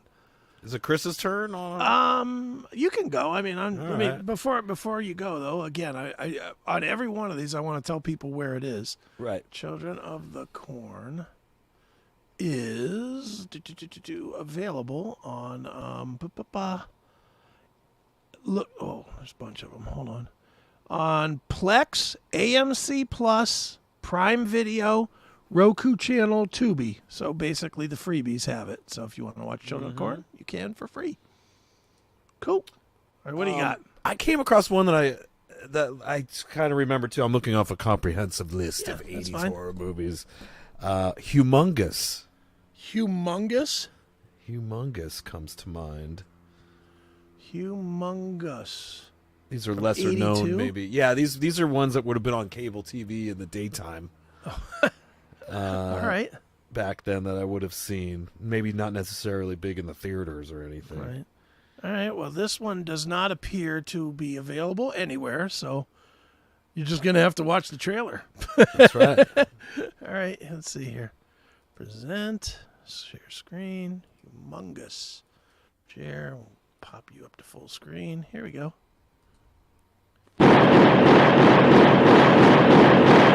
Humongous.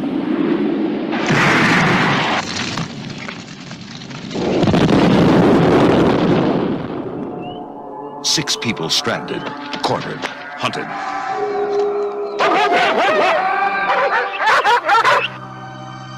Because here on Dog Island, something evil has been growing for 30 years.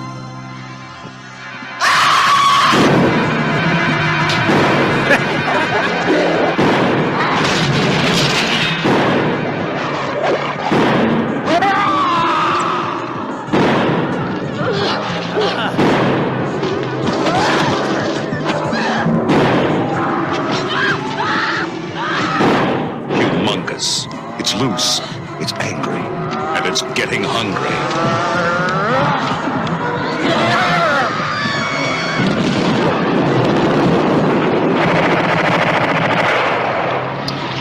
Humongous. God help us. I like it. I like it. That's awesome. All right, I got one. All right.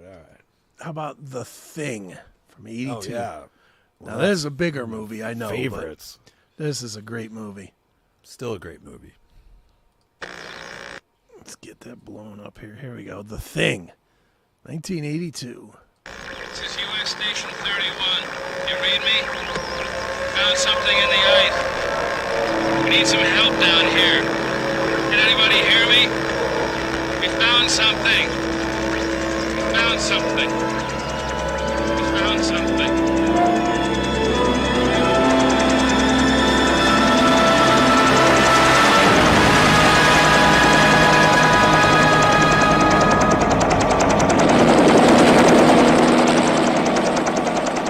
of men have just discovered something.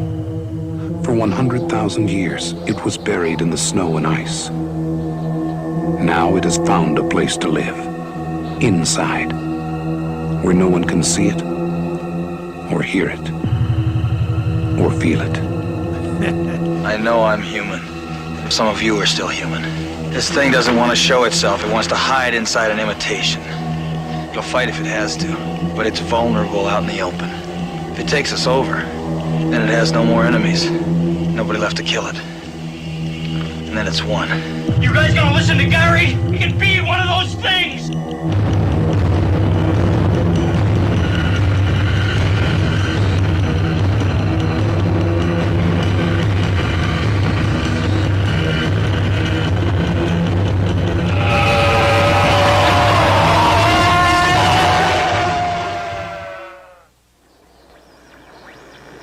The Thing. It's not a great trailer for that movie, actually, but no, I mean, some of these don't do it justice. yeah, that's a great movie. It was too good. The special effects are too good to be showing probably in a regular thing. Yeah. All right, so AMC Plus and Prime Video are about your only places to see that one.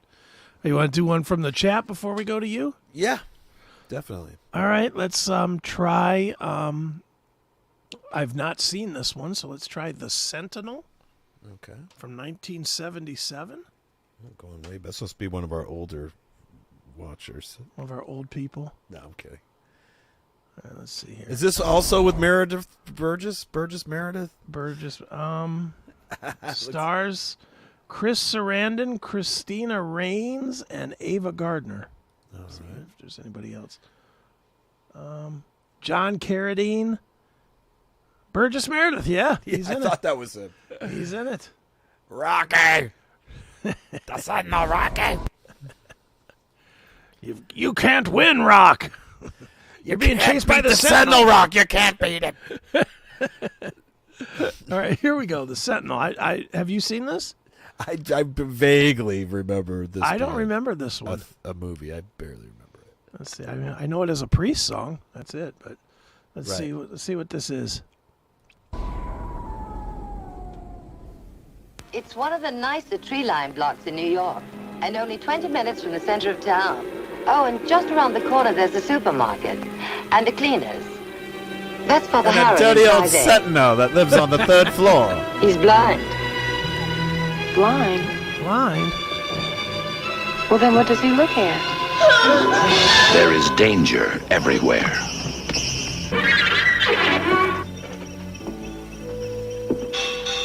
There is evil. Evil everywhere. Turn around, Allison. Look behind you. There is horror. There is darkness. I think Allison may die. But watching, waiting, warding off evil, there is hope. The Sentinel. Before Halloran, there was Father David Spinetti. Before him, Mary Thorin becomes Sister Mary Angelica. Father Matthew Halloran dies the same day that Allison Parker disappears and becomes Sister Teresa. I call thee! A horror and confusion expedite our glory! Is the Sentinel the only thing that stands between the mortal world and the torment of hell? Between happiness and horror? She went to a party with 8 dead murderers. Eli Wallach. Is that Ace Frehley? No, Went to a party with 8 dead murderers. That was Sound like Ace Frehley talking. no, Christopher Walken. Oh. It's Christopher Walken as a young man. Yeah, the Sentinel went to a party. What do I know? Yeah, watch, it's him.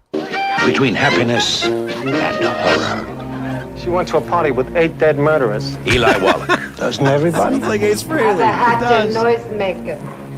Sylvia Miles.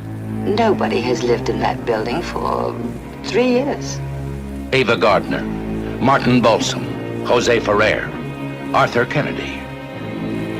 There is danger. Swear to God, I'll kill you! Chris Sarandon. I'll kill you! Burgess Meredith. Welcome home. and Christina Raines. The Sentinel. The most frightening motion picture experience of your life. And the most revealing. Turn around. Look behind you. Be one with us. There is evil everywhere. And the Sentinel is the only hope. The only hope? That looks kind of fun, actually. Oh.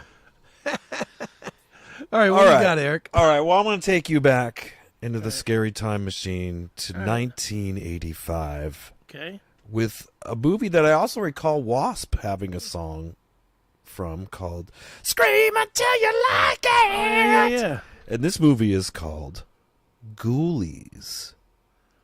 Yeah, that was pretty good. That's big budget. Ghouli. It says a more big budget, right? But 1984. It was funny because it had the toilet and it had that, metal up your ass kind of humor. It was like, they'll get you in the end. They'll get you. In the end. Here we go. Here is Ghoulies. Let's check it out. Jonathan is having a housewarming party. What do you guys want to do? Well, we could play hide and go seek. Yeah. What about Trivial Pursuit? Hello. Hello. Poker. Yeah. I got an idea. Poker. Liquor and poker. Liquor in the front, poker in the rear. That's right. Bow hey. Yod hey, bow hey. You do the hokey pokey and you turn yourself. Hey, knock it off. He's dead. Come, I order thee. In the name of the most holy Trinity. Come, I order thee. Well, that was fun. No, wait. I need to dismiss the spirit. So do I. Where's the bathroom? Toilet humor. Unfortunately, there will be some surprise guests. They have very bad manners. And they have no respect for privacy. They'll wake up the neighbors. What the hell's in there? And they never take no for an answer. Man, that chick is really a screamer. Ghoulies, once they show up, you can never get rid of them.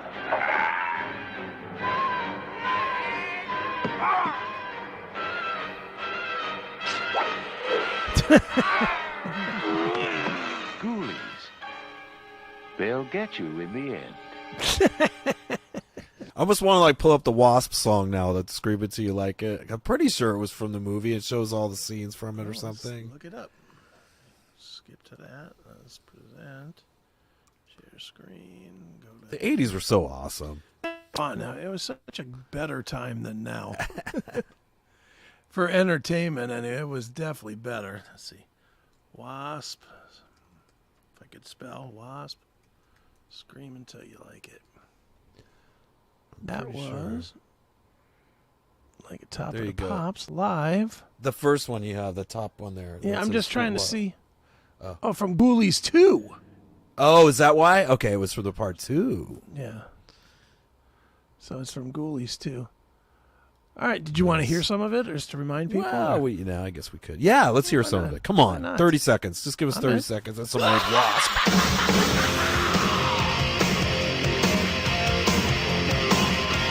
Come on here! Come on!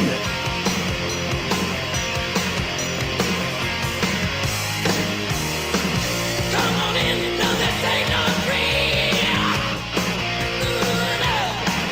Better hold on tight to see what they seem to know.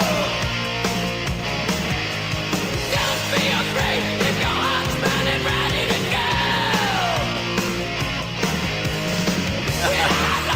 Love it. I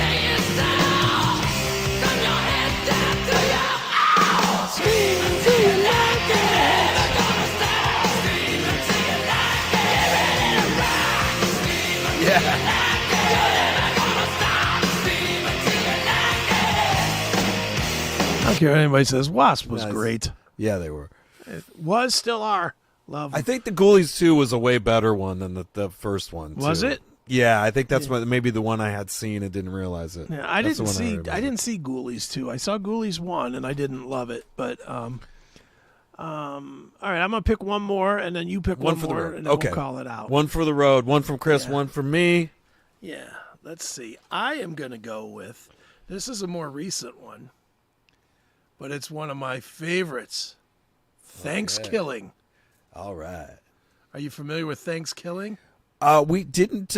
We do a. Do we do a fright bite on that? No, one? we have not done Thanksgiving. Oh, okay. Thanksgiving, and I know this guy Ryan.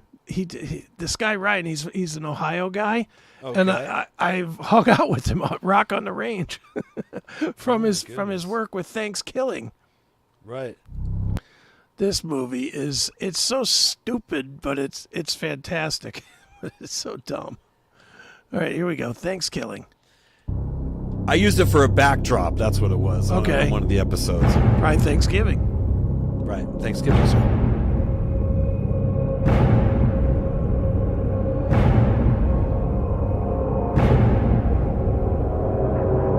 So guys, I was thinking, since it's Thanksgiving and all that, we should go around and say what we're thankful for. I'm thankful that your mom has the juiciest poon in town. Nice. Back in the 1500s, in the settlement of Crawlberg, an old Indian by the name of Feathercloud was dishonored by a pilgrim. Feathercloud necromanced a turkey that would stop at nothing to get what he wanted. To kill.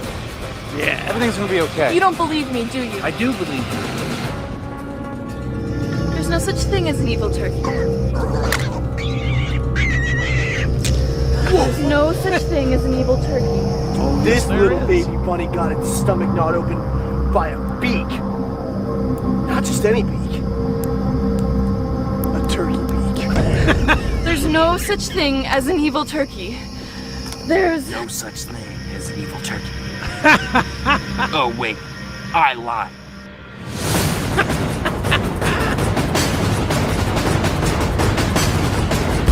Oh! You just got soft! Gobble, gobble, motherfucker.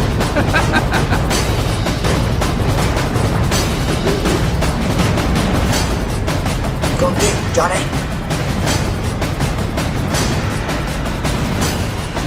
Oh, fuck. Gobble, gobble, motherfucker. in hell, asshole.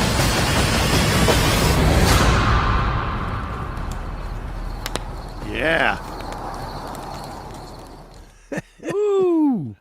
I got to tell you one scene in this movie, but real quick. Okay. So there's a scene where the turkey goes around killing people, and the turkey breaks into this guy's house and he kills the guy in the house. Okay. But he cuts his face off, and he wraps his own little tiny turkey face with the guy's face, and he goes to the next set of people to attack, and he's a turkey, so he's like 1.5 feet off the ground. And these people pretend like they don't even realize that this talking turkey is. They're like, "Well, Bill, where you been?" You know? So fucking dumb, but I love Thanksgiving, man. It's so good. It's a good one. There's so many awesome movies. There are. But we should do a little of this every week. Yeah, we can. Right up to it. Yep, we can do that if we want. It's our show. It's Chris's show. My show. It's our show. Both are our show. What about? I'm seeing one here. Looks all right. Maniac Cop. Maniac Cop? I don't know that I'm familiar with that. I'm going out on Maniac Cop tonight. All right, real quick, let me look up Thanksgiving real quick. Thanksgiving. I just want to tell people where they can see these things. Thanksgiving is available on Pluto, Screambox, Roku Channel, and Tubi. So, again, you could get it on the freebies. And what is this one? Maniac Cop. Maniac Cop. 1988. Yep. Let's see. This one is available. AMC Plus, Freevee, Peacock, Pluto, Amazon Prime, and Tubi. So all of them. Very good. All right. So let's see. Let's go to Maniac Cop. Here we go.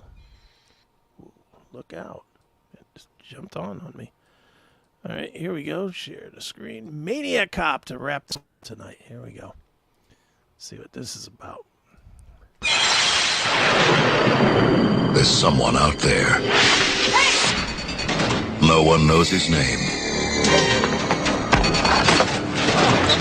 No one knows his face. Oh, no. But now, the most terrifying man in the city Officer! Officer! Oh, thank God it's you! carries a badge. The head was unstable and there was a deceleration injury. As in your old hanging. You really think a cop did this? Why not? You automatically assume that it was a police officer instead of some lunatic dressed up like a cop. Fight squad. He'll kill again. He enjoys killing. He strikes without cause, without mercy. You may be getting information from inside the department. That means he is one of us. You see a cop, you cross to the other side of the street. You're not gonna get me. Wow. Everybody who wants to shoot a cop nowadays got one hell of an excuse. Since when is my personal life any of your business? Since your wife was found dead in the motel room. You gotta be wrong. You want to see the pretty picture?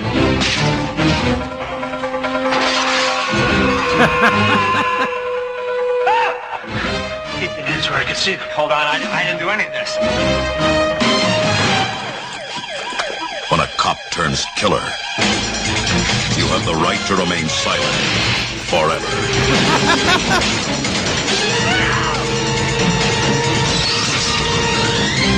Wow. Maniac Cop. All right, that looks awesome. You have the right to remain silent forever. Every one of the catchphrases they could possibly put in there. When the most dangerous guy in town has a badge.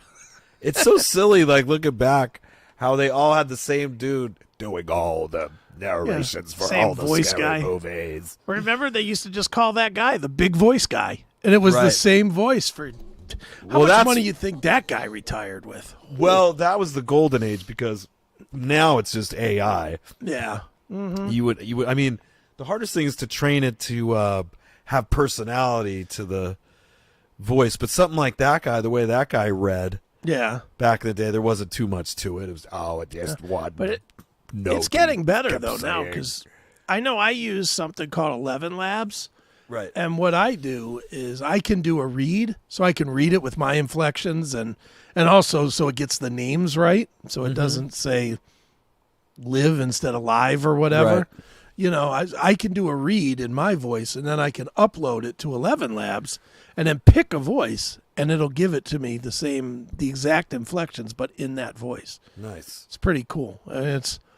It's ruining I'm seeing the- cartoon and voice actors going out of business, which I would have loved to have had that as a gig, like to parlay the music thing into going to do a voice for Family Guy or something. Who knows? Sure. To get into that big paying party. Dude, the money in the future is to learn AI. Yeah. That's honestly what you ought to do is learn AI. Take your music knowledge and learn AI for the music business. Because anybody that knows it is going to be employed for 15 or 20 years. You know, I'm finding that now with web stuff. Dude, every web job I get now, people are asking me, well, do you know how to do AI for this? Yes, I do. I guess there's... there we go. You know, so that's how I end up getting paid is by AI now. People are paying for that, so. Sweet. All right, well, let's wrap this one up. Obviously, man, you're out and about and touring as always. Where are you going to be, my friend? Right. We are. We're going to Wisconsin this Saturday. I got to fly out Friday. Saturday night, Crystal Grand Music Theater in Wisconsin Dells, Wisconsin. Okay. And then next Friday will be with Quiet Riot and Vixen at the Arkansas State Fair. Very nice, on too. The 11th. The Stephen Piercy Band, staying busy, Am I allowed? I'll ask, and you can tell me you're allowed to answer or not. Has there been any more talk or confirmation on Invasion of Your Privacy? Oh, about doing the record? No, I haven't heard if we're gonna go forth with that yet. I mean, that is a tall order, by the way. Some of those we play already.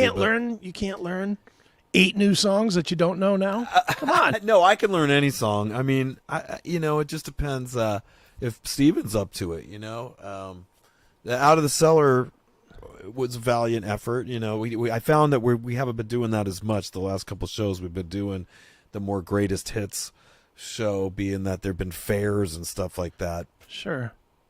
But it was fun to do it when we did. I mean, we did do a lot of Out of the Cellar performances this year. I'd say at least 12 times that we did it. I'm guessing. I'm just looking real quick, and there's only maybe like 2 songs that you guys play. Right. There's You're in Love and Lay It Down. The other issue is, like, as awesome as to a diehard Rat fan the thought of this would be, the majority of the casual listeners don't know all these deep cuts. Right. And they start to like go, huh? I mean, they won't know. The casino crowd won't know Between the Eyes or You Should Know by Now or those things. Yeah. I mean, do you know who yelled at us was Jizzy Pearl? He was like, why do you guys doing that? You have all these hits to play. Why would you play a whole record? And it was like, well, because you have to kind of have a gimmick here and there to get people to keep coming out. Yeah. They've seen us do the greatest hits. Maybe they'd want to see us try to do a full record. But, you never know. Like Steven says, never say never. Maybe we will. Yeah, I mean, I'm just, I would like it, but then again, I'm a hardcore, so I would love to hear. I haven't heard some of these songs ever. Right. What you give is what you get. I don't think I ever saw Rat play that live, and I'd like to hear it personally. But, hey, more power to them. What you give is what you get. Give us some money. That's right. Hey. And you'll get it. Well, I'm not paying. I'm getting on the guest list. Who are you kidding? Right. I'm guest listing these shows, but all right, brother. Well, this has been fun. We will do more of this leading into Halloween, I think, because I like the idea of doing, even if it's just a few. So you guys that are watching, get your list ready for the next couple of weeks, and we'll play some of yours as well as some of ours. I see some that we did not get to: Creep Show and Trick or Treat, and Night of the Demons. Bring them up next week. Bring them up next week, and we will do it. The Fly with Jeff Goldblum, great movie. Yeah, but we'll do that, and all right, so that's gonna do it. Of course, Eric said where he's gonna be. You all know where I'll be. CMS on Saturday, Seth tomorrow, Seth Monday, blah blah blah. Y'all know. All right, so we're done. Everybody, thank you for tuning in. This has been a really fun one, and we will see you guys next Tuesday. So for Chris Akin Presents, I am Chris Akin. I'm Erik Ferentinos. And we're gone, fucks. Erik